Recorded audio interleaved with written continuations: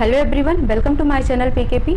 आज की क्लास में हम देखेंगे फंगस के बारे में कि फंगस के कारण कौन कौन सी डिसीज़ होती हैं, वो भी ह्यूमन बॉडी में। ठीक है, क्योंकि जो फंगस है उसके कारण मेनली जो हम देखते हैं प्लांट में बहुत सारी डिसीज़ होती हैं, बट अभी हम ह्यूमन डिसीज़ की स्टडी कर रहे हैं। ह्यूमन डिसीज़ में हमने क्या क्या देख लिया है, वायरल डिसीज़ देख लिया है, बैक्टीरियल डिसीज़ देख लिया है, ठीक है, प्रोटोजोअल डिसीज़ देख लिया है। आज हम क्या देखेंगे, फंगल डिसीज़ देखेंगे। ठीक है, यानी कि जो फंगी है उसके कारण कौन कौन सी बीमारियां होती हैं। ठीक है, फंगी को क्या बोलते हैं, हिंदी में कवक बोलते हैं। फंगी का मतलब, फंजाई का मतलब कवक होता है। ठीक है, और जो ये फंगी है, ठीक है, फंगी क्या होता है तो याद रखना है, ये क्या होते हैं, मल्टी सेलुलर सेप्रोफाइट्स होते हैं। ठीक है, सेप्रोफाइट्स का मतलब क्या हो गया, ऐसी जगह पर कोई भी सड़ी गली चीज़ें होती हैं जहाँ पर, वहाँ पर भी ये उग जाते हैं। ठीक है, तो ये क्या होते हैं, मल्टी सेलुलर का मतलब बहुकोशिकीय सेप्रोफाइट्स ये होते हैं। ठीक है, कौन, फंगी। और जो इनकी सेल वॉल होती है, ठीक है, cell wall is made by chitin. ठीक है, ये क्वेश्चन बहुत बार पूछा गया है, तो इसको आप डबल स्टार कर लेना कि जो फंगी का सेल वॉल होता है, सेल वॉल का मतलब कोशिका भित्ति। ठीक है, वो किसकी बनी होती है, कोशिका भित्ति किसकी, फंगी की, कवक की जो कोशिका भित्ति है वो किसकी बनी होती है, काइटिन की। बहुत लोग इसको चितिन भी पढ़ते हैं, तो आप दोनों ही चीज़ें जो भी आपको प्रोनाउंसिएशन हो आप देख सकते हो। ठीक है, काइटिन की बनी होती है cell wall of the fungus. ठीक है, ये हो गया। नेक्स्ट आपको याद रखना है कि स्टडी ऑफ फंगस क्या बोला जाता है। ठीक है, स्टडी ऑफ फंगी। ठीक है, फंगी के अध्ययन को क्या बोला जाता है तो याद रखना है, माइकोलॉजी बोला जाता है। माइकोलॉजी बोला जाता है। जिस तरीके से बैक्टीरिया के अध्ययन को हमने क्या बोला था, बैक्टीरियोलॉजी, और वायरस के अध्ययन को वायरोलॉजी बोला था, सेम उसी तरीके से फंगी के अध्ययन को, कवक के अध्ययन को माइकोलॉजी कहा जाता है। ठीक है, नेक्स्ट ये चीजें हो गई किसके बारे में, फंगस के बारे में, जो आपको कुछ पॉइंट्स याद रखने। एग्जांपल्स की अगर हम बात करते हैं यहाँ पर, तो फंगी का एक एग्जांपल ले लेते हैं, मशरूम, जो नॉर्मली सबने सुना होगा। ठीक है, मशरूम क्या है, किसका एग्जाम्पल है, ये कवक का एग्जाम्पल है। मशरूम एक कवक होता है। सेकंड एग्जाम्पल हम देख लेते हैं, तो आपने ईस्ट का नाम सुना है। ठीक है, ईस्ट, जैसे छोले भटूरे खाते हो तो जो भटूरा होता है उसमें क्या होता है, ईस्ट होता है। ठीक है, मैदे को पहले गूंथ कर रख दिया जाता है ईस्ट मिलाकर, तो वो क्या होता है, उसको ब्रेड को फुला देता है। ठीक है, मतलब वो पहले थोड़ा सा डो होता है, और डो उसके बाद क्या होता है, और ज़्यादा हो जाता है। क्या मिलाते हैं उसमें, ईस्ट मिलाते हैं। थर्ड की अगर हम बात करते हैं यहाँ पर, तो ब्रेड माउल्ड, आपने ब्रेड देखा होगा। ठीक है, तो ब्रेड को अगर ज़्यादा दिनों तो खुला रख देते हो तो आप उस पर देखते हो ग्रीन लेयर आ जाती है। ठीक है, हरे रंग की एक लेयर दिखाई देती है, वो क्या है, फंगी है। तो इस तरीके से आपको फंगी समझ आ गया होगा कि फंगी क्या होते हैं, कहाँ उगते हैं। ठीक है, नेक्स्ट हम देखते हैं, क्योंकि यहाँ पर हम बीमारियों के बारे में पढ़ रहे हैं, तो इनके कारण कौन कौन सी बीमारियाँ होती हैं। तो फंगी के कारण मेनली जो बीमारी होती है वो होती है दाद, खाज, खुजली की। ठीक है, मीन्स स्किन रिलेटेड डिसीज होती है ज़्यादा से ज़्यादा। तो जो सबसे पहली डिसीज इसकी याद रखनी वो है रिंग वॉर्म। ठीक है, रिंग वॉर्म, जिसको हम क्या बोलते हैं, दाद। सेकंड याद रखना है आपको, सेवीज, जिसे क्या बोलते हैं, खाज या खुजली। तो मैंने आपको क्या बोला कि दाद, खाज, खुजली किस में आता है, फंगल के कारण होने वाली डिसीज होती हैं। तो रिंग वॉर्म हो गया और सेबीज। तो रिंग वॉर्म के हमको किसकी बात करनी है यहाँ पर, उसके फंगस की बात करनी है कि उसके फंगस का नाम क्या है। तो ये क्वेश्चन आपका एसएससी सीजीएल में भी पूछा जा चुका है, तो याद रखना है, इसका नाम है ट्राइकोफाइटॉन रबरम। ठीक है, ट्राइकोफाइटॉन रबरम, या फिर और ट्राइकोफाइटॉन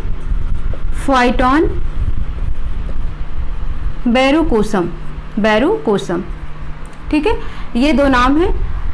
एग्जाम में आपको रबरम मिलता है तो रबरम पर आप टिक करिएगा, बेरूकोसम होता है तो बेरूकोसम पर टिक करिएगा, क्योंकि दोनों ही इसके रिंग वॉर्म के ही फंगल का नाम है। होता क्या है, इसमें सिंपल सा स्किन पर छोटे छोटे दाने हो जाते हैं, एक जगह सा गोला सा लेकर, और वहाँ पर बहुत खुजली होती है। इच गार्ड का आपने बहुत ज़्यादा ही सुना होगा। ठीक है, एडवर्टाइज होता रहता है, तो रिंग वॉर्म आपको पता होगा। ठीक है, इसके फंगल का नाम है अकैरस स्कैबीज। ठीक है, अकैरस स्कैबीज किसके फंगस का नाम है, स्कैबीज या सेबीज। ठीक है, स्कैबीज यानी कि खाज खुजली के फंगस का नाम क्या है? अकैरस स्कैबिज। ये भी क्या है? एक तरीके की खुजली होती है जो कि स्किन से रिलेटेड है, स्किन डिसऑर्डर कहा जाता है इसको, ठीक है। थर्ड अगर हम देखते हैं यहाँ पर तो गंजापन यानी कि बालों का गिरना, बाल बहुत ज़्यादा गिरते हैं। तो एक तो होता है कि बाल किसकी वजह से गिर रहे हैं? विटामिन की कमी से गिरते हैं, ठीक है। विटामिन में कौन सी कमी के कारण? तो विटामिन B5 की कमी के कारण बाल गिरते हैं, ठीक है। तो यहाँ पर हम क्या देख रहे हैं अभी? बाल्डनेस अगर गंजापन होता है, ठीक है। बाल्डनेस का मतलब हिंदी में क्या होता है? गंजा हो जाना है, गंजापन, बाल का ना रह जाना। तो ये जो बाल्डनेस है, गंजापन हो रहा है, बाल एकदम से निकलते चले जा रहे हैं, ठीक है। तो किसकी कमी के कारण हो रहा है? फंगी डिसीज हो रही है यहाँ पर। और उस फंगल का नाम क्या? उस फंगस का नाम क्या है? उस फंगस का नाम होता है टीनिया कैपिटिस, ठीक है। Tinea capitis. तो याद रखना, देखो कैप है तो कैपिटिस, तो बाल्डनेस की बात हो रही है, सर गंजा हो गया तो क्या लगाते हैं? कैप लगाते हैं, तो कैपिटिस याद रखना, तो आप बहुत अच्छे से इसको याद कर पाओगे, ठीक है। तो ये बाल्डनेस की बात हो गई। अब देखो यहाँ पर क्या होता है कि जो डैंड्रफ होता है वो भी एक तरीके का क्या है? फंगल डिसीज है, ठीक है। बालों में डैंड्रफ का हो जाना किसका प्रॉब्लम होता है? फंगस का प्रॉब्लम होता है, फंगस के कारण हो जाता है। तो ये 3 बीमारी हमने देख ली, किसके कारण? फंगस के कारण। नेक्स्ट देख लेते हैं, आपने सुना होगा और एग्जाम में कई बार पूछा गया है, एथलीट्स फुट, ठीक है। Athletes foot. अब जो फर्स्ट टाइम सुन रहे होंगे वो सोचेंगे एथलीट्स फुट का मतलब, एथलीट्स मतलब जो धावक होते हैं उनके पैर की बीमारी, तो नहीं, उनके पैर की बीमारी नहीं है, ये एक फंगल डिसीज है, ठीक है। तो एथलीट्स फुट में जो फंगी है उसका नाम क्या है? उस फंगस का नाम है टीनिया पैडिस, ठीक है।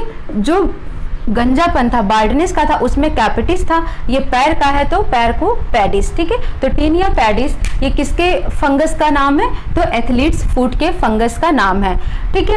एथलीट फुट्स का मतलब एक तरीके से ये जानवरों में कहा जाता है कि उनके पैर में क्या होता है, जहाँ उनके खुर होते हैं वहाँ पर घाव टाइप के हो जाते हैं, दरारें सी हो जाती हैं, तो वही क्या कहलाता है? एथलीट फुट्स कहलाता है।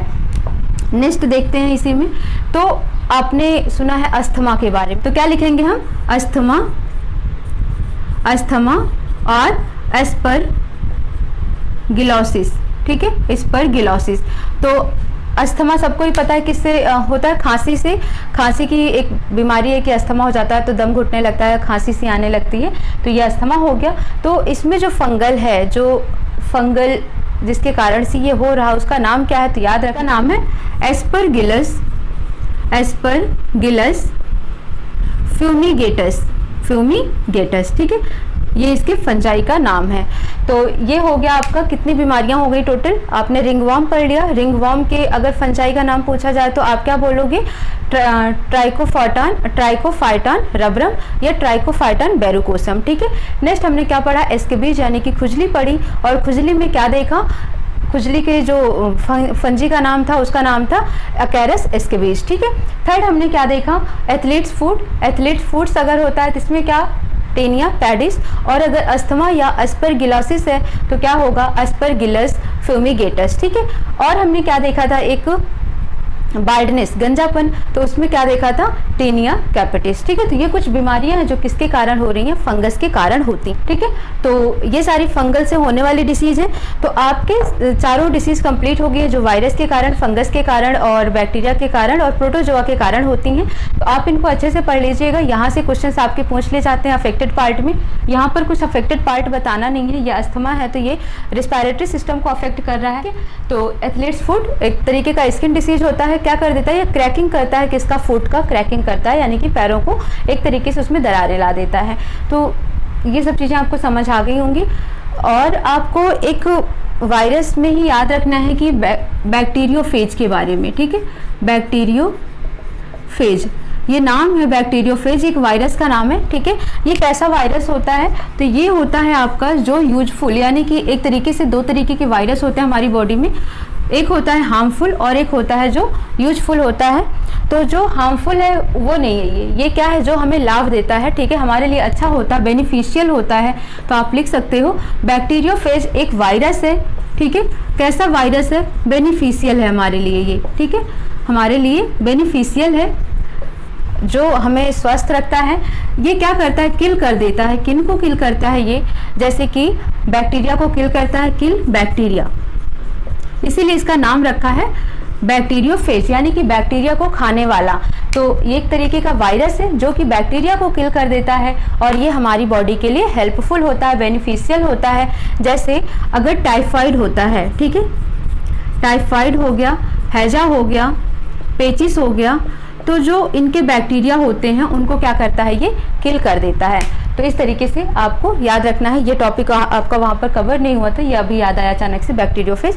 ठीक है, तो ये कुछ पॉइंट्स हैं, आप इनको नोट कर लीजिएगा, अच्छे से पढ़िएगा और कोई डाउट आता है तो आप कमेंट सेक्शन में मेंशन कर दीजिएगा। ठीक है, नेक्स्ट हम देखेंगे अच्छे से एक कोरोना वायरस, जब वायरस चल ही रहा है तो उस पर कुछ क्वेश्चन, इंपॉर्टेंट क्वेश्चन कर लेंगे नेक्स्ट क्लास में। ठीक है, तो जितने भी आपके डिसीज से आने वाले क्वेश्चन होते हैं एग्जाम में वो आपके कवर हो जाएंगे। आप वीडियो को लाइक, शेयर एंड सब्सक्राइब कर दीजिए। मिलते हैं नेक्स्ट क्लास में। Thank you so much.